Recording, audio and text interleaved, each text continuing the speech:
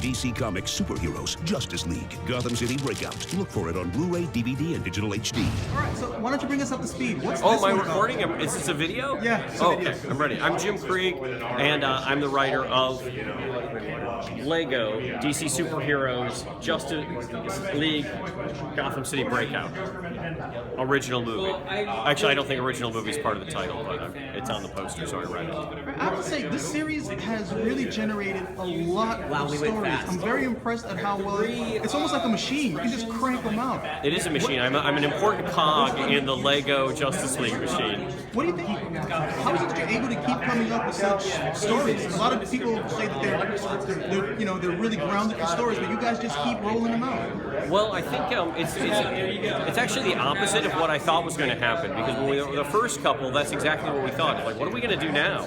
But what Brandon and I have found, Brandon Vietti, the producer, and I have found is that the more we do them, the more we know the characters, and we get to know how they act in different situations. So it becomes actually easier to think, you know what would be funny if our Batman did this, or if our Superman had this problem.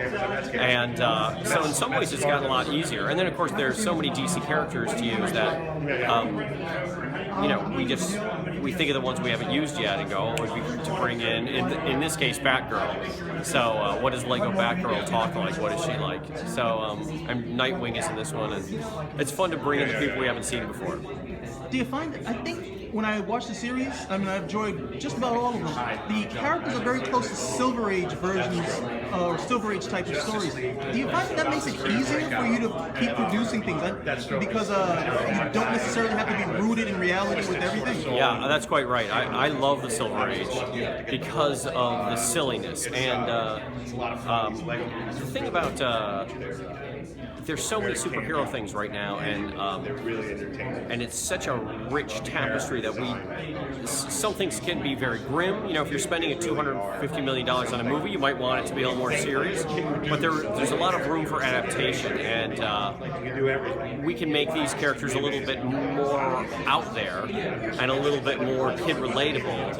And we're not doing a disservice to the characters because it's part of the tradition, you know. And the Silver Age is exactly that. And we haven't done Jimmy Olsen as a porcupine or a turtle or with an ant head, but you know, those are places we could go. Now I'm thinking maybe we should do a Jimmy Olsen. Well, extrapolating off of that, what's a story that you got in mind that you just haven't got a chance to tell yet? Well, I don't think it's too much of a spoiler to say that there are more coming up, and those are exactly what those are. Those are stories we've always wanted to tell. Oh, I got a water. That's what it's like when you're a big celebrity. People always handing you stuff. You're just gonna have to wait and see. Because like any story, the nice thing about Lego is they're super adaptable, and they're really interested to know what we want to do, and they're not really forcing their agenda on us, but really letting us take the lead in stories we want to tell. So if there is a story we've always wanted to tell, it's gonna end up as a poster. It'll take 2 or 3 years, but you'll see it eventually. Thanks a lot. Hey, great meeting you. So, we're here with John DiMaggio, who's Hello. new addition. Yes. Deathstroke. Yes. Why don't you tell us a little bit about what we can expect to see from him? Death and strokes. No. It's a fun character to play. It's kind of similar to my voice, but you know, getting a chance to be in this kind of a project is really great. The Lego franchise is ever expanding, and it's always a lot of fun. And I've said before, like the character design is really great, and lends itself to the campiness and the comedy and the lightheartedness of these films. And I just like that a lot. I like it when everybody can watch something as opposed to only a certain crowd. You know, I mean, I love doing stuff for a certain crowd. Like when I say that, I'm talking about, you know, in particular like Batman Under the Red Hood, who Brandon Vietti, who's a producer on this, was the director on, and so it's nice to work with other people that you've worked with before, and it's just great. I'm just happy to listen. I'm an actor, and I'm just happy to have a job, you know. And that's people say, "What's your motivation for it?" It's just like, well, I mean, the motivation is just you do what you're told, and you bring what you bring to it. And when I say do what you're told, I mean I'm talking about the directing of it, the steering of your character, and then you go from there. But these movies are they're built for speed, they're built to entertain, and that's what I'm excited about. So it's cool. Now, I mean, Deathstroke's a pretty popular character for people in the know, or if you've been watching television series like Arrow. Are you familiar with the character before taking on the role? No, kind of flying blind, but that's what a character diary is all about. You find out what the story is, and then you do the do. So it was nice to be able to do that and be included in this family of characters. Right, we've just met. We've never met before, but just based on this brief interview, you seem like you had a lot of fun with the role. I have a lot of fun every single day that I work on a project. I'm a very fortunate individual getting to work on such great stuff like Futurama, Adventure Time. I mean, the Gears of War franchise. Like, I've been really, really fortunate in that. I've been able to do this stuff, and that I think is the thing that rings true. It's like when you start working with people you've worked with before, you're in the right place.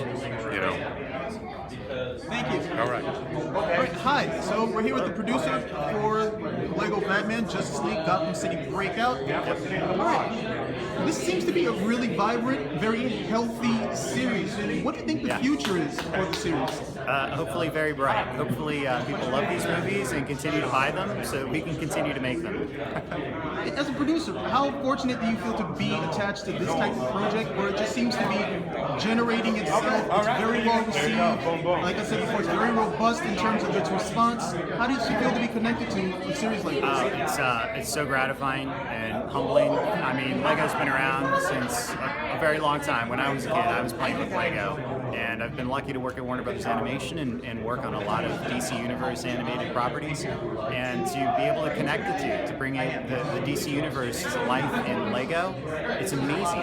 And Lego itself brings so much charm and humor to the DC Universe. There's so many stories that you can tell with Lego that you can't tell any other way, and it's so fun to get to explore that every day for a job. It's amazing.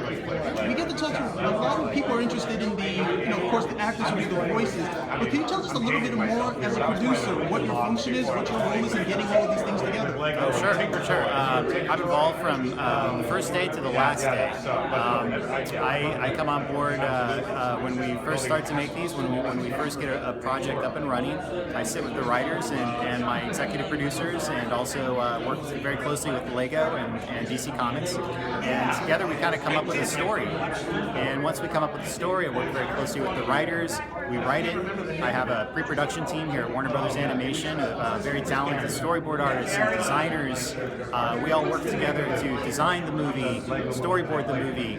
It goes overseas to a very, very amazing CGI studio. And I think if you look at the finished quality of these movies, it's a feature level quality. It's very amazing. And so I get to work with that crew.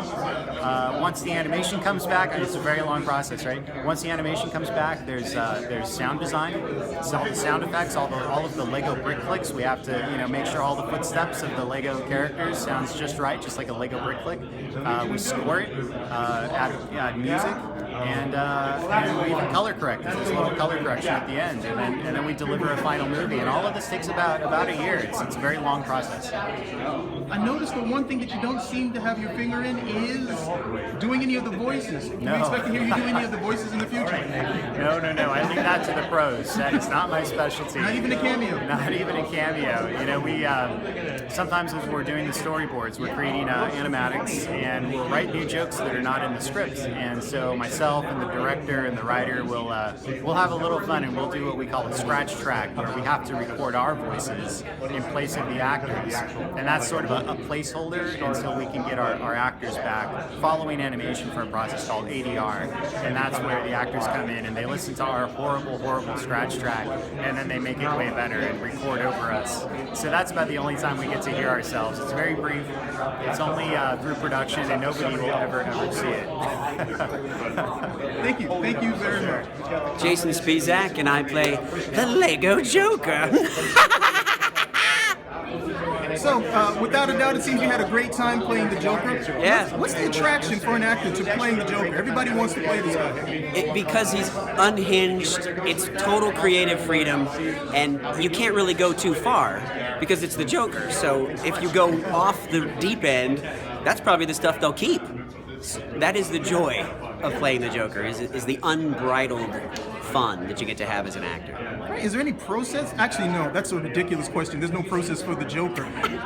Yeah, I would say that there kind of is. It's the same as every other part that I approach, and that is I just want to tell the story. I want to get at what's my role in making this story move forward. I have to honor that. I can't just go off and do my own thing in a world by itself. It has to honor the world that it's in. And all I'm doing is playing a part of that, just a piece of that. And what is my piece? How can I move the story forward?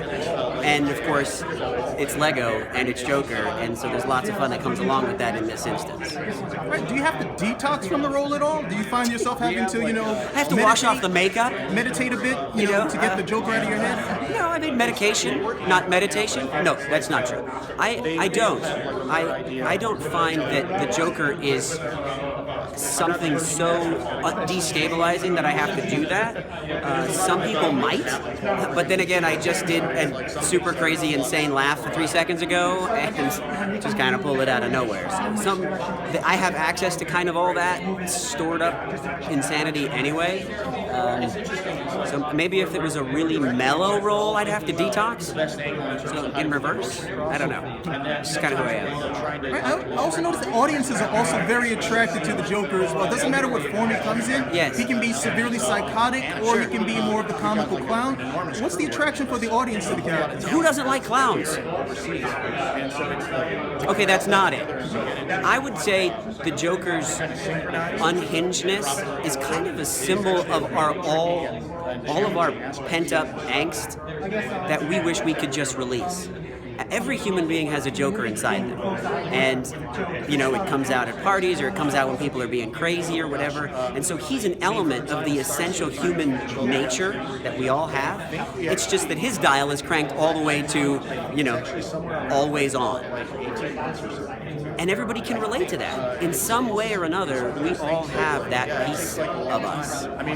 And when you play the Joker, that's what you're honoring. You're honoring the crazy in all of us. Where do you put your rendition of the Joker with the ones that have come? Cesar Romero, Jack Nicholson, Heath Ledger? Where would you put yours? This is a Lego movie, so I've got lots of Jokers inside me. I've got one ready for a Rocksteady game. I've got one ready for film. I've got one ready for, well, this is Lego. So the Lego Joker does have to be a bit of a lighter Joker, more of the playful clown, still insane, maybe a bit less insidious, truly less dark, because you have to honor that. That was a discussion we had. Brandon Vietti, the executive producer, and I had a conversation about where do we want this Joker to live, because he has to be funny in a lighthearted kid's way, but he also has to be kind of threatening in a way too, in the Lego world. So how do you be threatening in a Lego world? All that went into the creative process. So I don't really know where he lives. People are going to tell me where he lives. It's my Lego Joker, and there you go. He talks to a spoon for the whole movie. So, Looking forward to see that. all right, cheers. Thank you. That's really not very funny. Everyone's a critic. Lego DC Comics Superheroes Justice League Gotham City Breakout. Look for it on Blu-ray, DVD, and digital HD. When Batman gets back, he's gonna give me the look.